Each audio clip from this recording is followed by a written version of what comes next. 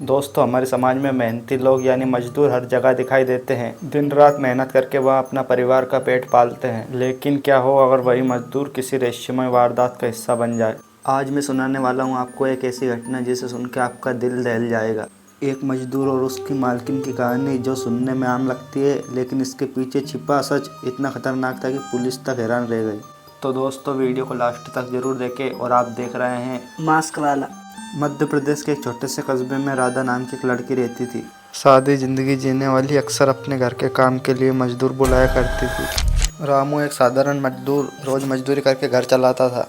लोगों को लगता था कि उसका और राधा देवी का रिश्ता सिर्फ मालिक और कामगार का है, लेकिन असल कहानी तो इसके बाद शुरू होती है। कस्बे के लोग कहते हैं कि कई बार रामू और राधा देवी को देर रात तक बातें करते देखा है। किसी को शक नहीं हुआ, क्योंकि आखिरकार मालिक और मजदूर का रिश्ता भरोसे का रिश्ता होता है। लेकिन एक रात सब कुछ बदल गया। 12 जनवरी की रात थी। आसमान में काले बादल छाए हुए थे और पूरे शहर में खामोशी थी।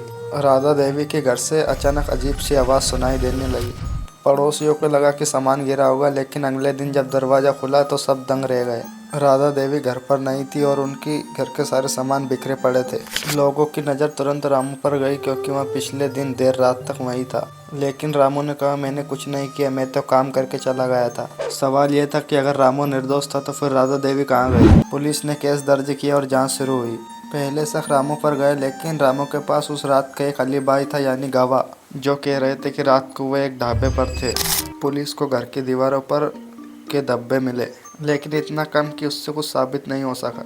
मोहल्ले के लोग कहते हैं कि राधा देवी अक्सर पैसे का लेन देन करती थी, शायद किसी ने लालच में किया।